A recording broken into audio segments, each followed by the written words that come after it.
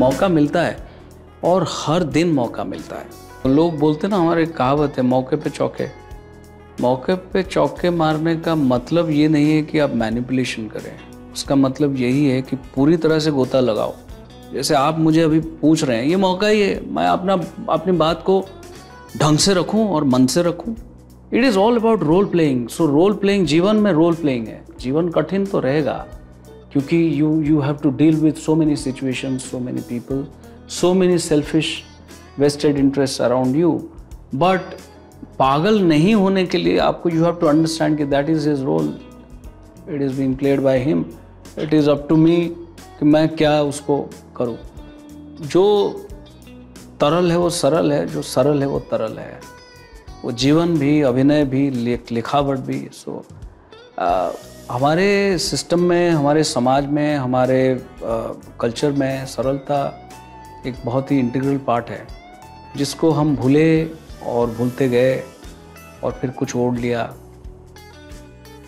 इंसान जो है अपने आप को बहुत ज़्यादा समझने लगा है, सेल्फिश होता जा रहा है, अराजकता आ गया है। तो इसको संस्कार, संस्कृति का डोज अगर नहीं मिला, ये गड़बड़ हो जाएगा।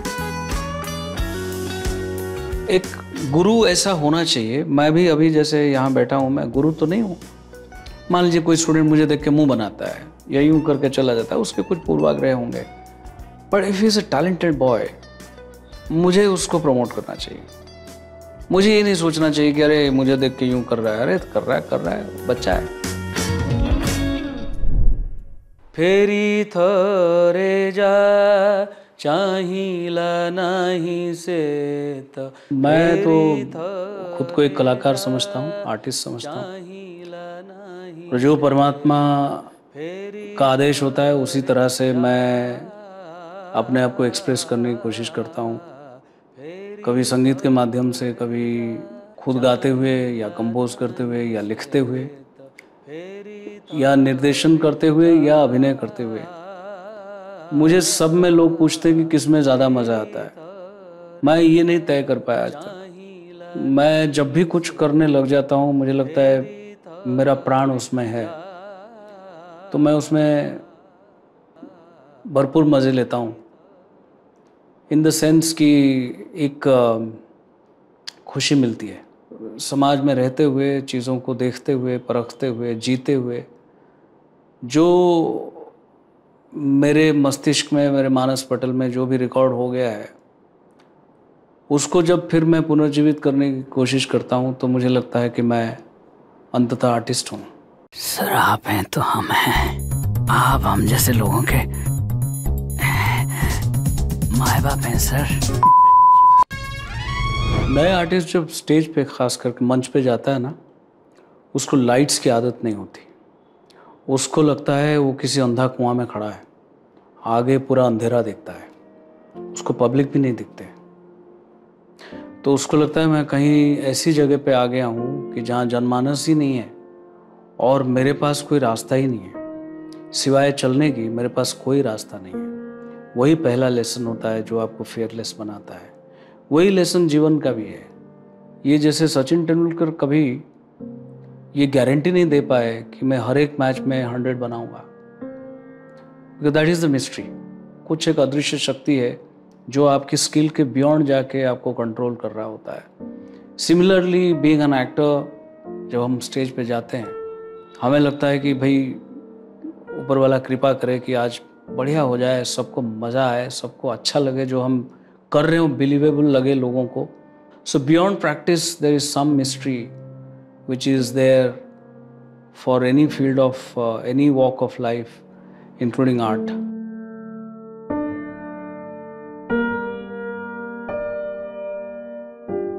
आपको लोग ताली बजाते हैं, कहते हैं क्या शो हुआ, आप घर आते हुए सोचते हैं वाकई क्या शो हुआ। अरे वहां पे तो रह गया।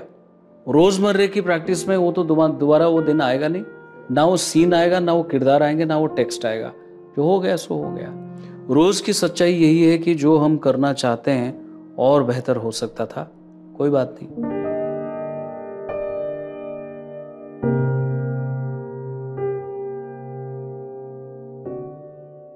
तो जीवन में भी ये सब होता है कि आप कितना भी अपनी पत्नी से मान लीजिए बहुत प्यार करते हैं, फिर भी लगता है कि नहीं यार मैं शायद और बहुत कुछ कर सकता हूँ, इसके लिए नहीं कर पाया। बच्चे के लिए भी यही लगता है, भाई के लिए भी, जिसकी भी रिस्पॉन्सिबिलिटी आप ले पाते हैं। पढ़ा है, बच्चन साहब ने कहा कि भाई ब्लैक में संजय लीला भंसाली जी के साथ जब वो काम कर रहे थे तो उसमें कोई एक आध जगह है जहाँ वो कहते हैं कि आज भी मैं देखता हूँ कि मुझे यहाँ पे ये ना करके ऐसे करना चाहिए था। अब इतने महान कलाकार वो हैं, हमें तो परफेक्ट लग रहा है, हमने तो ब्लैक देखी जब लगा कि बच्चन साहब ने क्या काम किया है, भंसाली साहब ने क्या डायरेक्ट किया है। बट वो कोलैबोरेटिव आर्ट में, वो कोलैबोरेशन में भंसाली जी को भी शायद आज अपनी ब्लैक देख के लगता होगा कि यार ये मैं और बेहतर कर सकता था।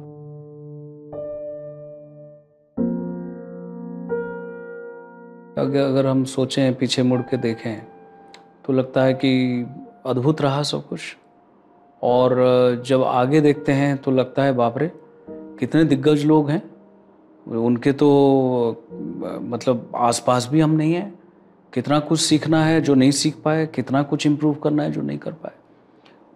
वो भी एक ड्रीम है और ये भी एक ड्रीम है। ये ड्रीम जो बीत गया है, वो ड्रीम जो बीतने वाला है।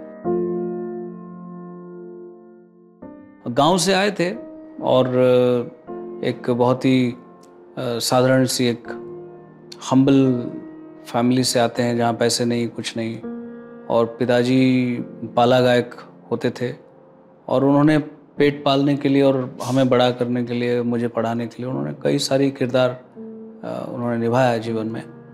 फिर बचपन में थोड़ा गाने लगे तो पिताजी को लगा कि मैं गा सकता हूँ, तो उन्होंने मुझे सिखाया। He was very conscious about the world perspective, जिससे मैंने ये सीखा कि मेरे अपने पर्सपेक्टिव से मैं हो सकता है I am the best actor in the world, but world perspective में शायद ऐसा नहीं है।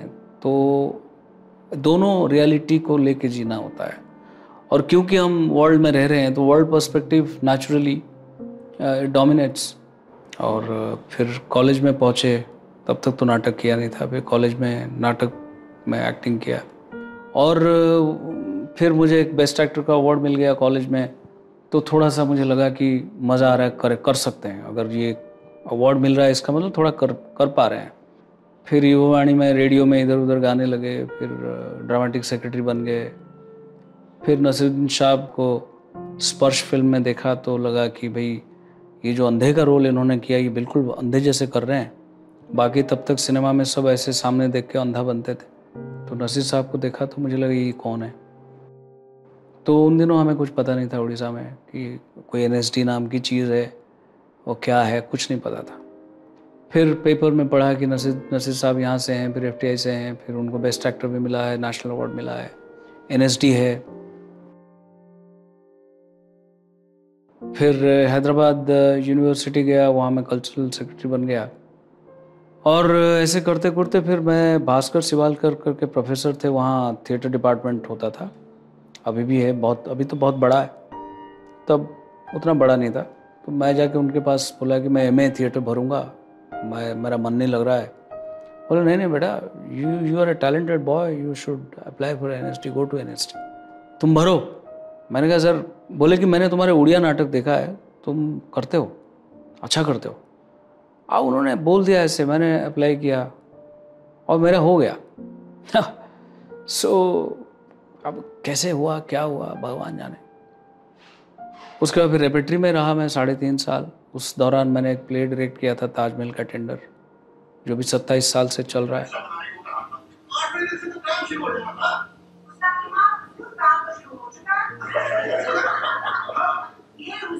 वो प्ले बना और वो प्ले रातों रात लोगों को पसंद आ गया। तो रात को सेम डे उन्होंने मुझे फ़ोन करके बोला, हाँ तेरा प्ले तो हिट है।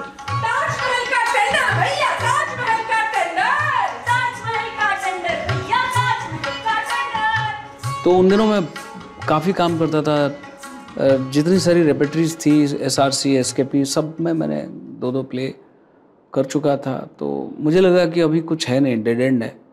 तो नया तो बॉम्बे है, तो मुझे किसी ने बोला कि काम यहाँ तेरे पीछे घूम रहा है, तो बॉम्बे जाके किसको काम मांगेगा। मैंने कहा नहीं, मुझे जाना चाहिए, मुझे ह्यूमिलिएटेड होना चाहिए, मुझे ज़ीरो से फिर शुरू करना चाहिए, नहीं तो यहाँ मुझे गलतफहमी हो रही है कि मैं बहुत कुछ जानता हूँ टाइप। मैं गया, फिर जैसे बॉम्बे में होता है, फिर मैंने मुकेश छाबड़ा को फ़ोन किया। फिर मुकेश छाबड़ा, हनी त्रेहान, इन्होंने मुझे काम दिया। ऑडिशंस, काफ़ी ऑडिशंस देना पड़ा। तो उसके बाद फिर धीरे धीरे काम मिला।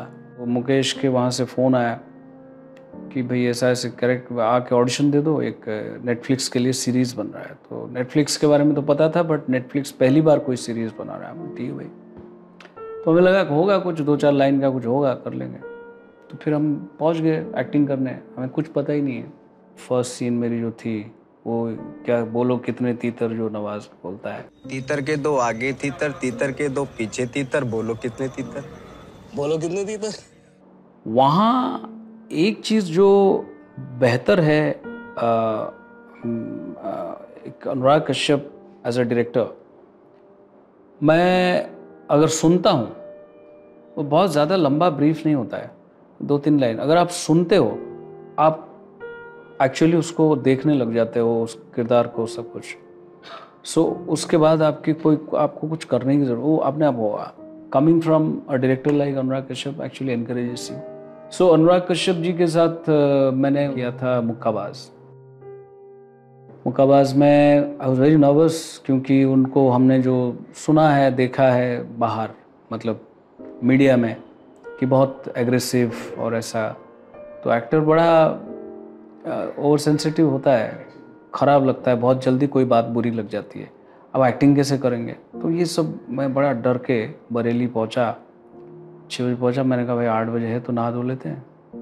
ब्रेकफास्ट पे पहुंचा तो वहाँ देखा कि कश्यप साहब भी आ गए। उन्होंने कहा ठीक है, आज एक छोटा सा पासिंग शॉट करते हैं और कल करेंगे। ठीक है, पासिंग शॉट हुआ and he just came to me. वो तो इतना बड़ा डायरेक्टर है, याद भी नहीं होगा, बट आगे मुझे बोला, सर करना है मिलके सर ये बहुत पैशन के साथ मैं फिल्म कर रहा हूँ सर, करना है sir. So probably he was trying to make me very relaxed and all of that. तो एंड इट वर्कड। सो मुझे लगा, मेरे मन में आया कि यार ये इतना अच्छा बंदा है यार, मतलब एटलीस्ट उसके लिए, उस डायरेक्टर के लिए एक इस तरह का एक्टर भी एग्जिस्ट कर रहा है। Otherwise, there are so many directors, you don't exist for them. So that connect actually makes the film. फिर यहाँ पे मैं 2014 में शुरू किया। 14 से ऑलमोस्ट 19 या 20, क्योंकि फिर कोविड हो गया। तो 14 से 23, 9 साल, अगर 1.5 साल निकाल दे, 2 साल निकाल, तो 7 साल में मैंने कुछ 40-42 फिल्में कर ली। सो मुझे समझ में नहीं आया कि कैसे हुआ। फिर ये निकला, कोई पोस्ट निकला यहाँ का, मैंने कहा कि इसको अप्लाई कर देते हैं। तो यही था कि भाई मेरा थोड़ी होगा, अप्लाई कर देते हैं, क्योंकि मन में था कि हम बहुत कुछ एनएसडी के इतिहास में बहुत कुछ हो सकता था जो नहीं हुआ है, और सिस्टम के बाहर रह के आप नहीं कर सकते, तो सिस्टम में आके ही किया जा सकता है, ऐसा मुझे लगता था। तो फिर मैंने अप्लाई किया, तो परमात्मा की कृपा थी, फिर ये हो गया।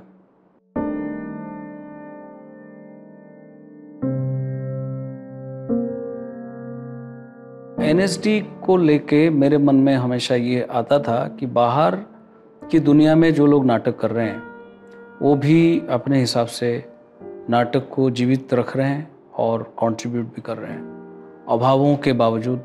तो हमारे और उनके बीच में कोई दीवार नहीं आनी चाहिए। There should be consistent collaboration, interaction, creative exchange between all the theatre groups and National School of Drama and the trained people that National School of Drama has produced. हम अभी उस दिशा में चल पड़े हैं कि भाई लोगों तक हमें पहुंचना है।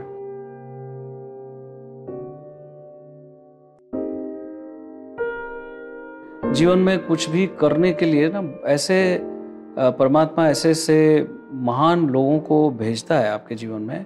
वो आपके माता पिता भी हो सकते हैं, आपके कोई शिक्षक हो सकता है, और वो लोग आपको पुश करते रहते हैं, और फिर धीरे धीरे आप आगे चले जाते हो। इंसान कहता है मैंने किया, मैंने बहुत किया, मैंने अचीव किया, और करते होंगे, पर मेरे जीवन में तो सबने थोड़ा थोड़ा।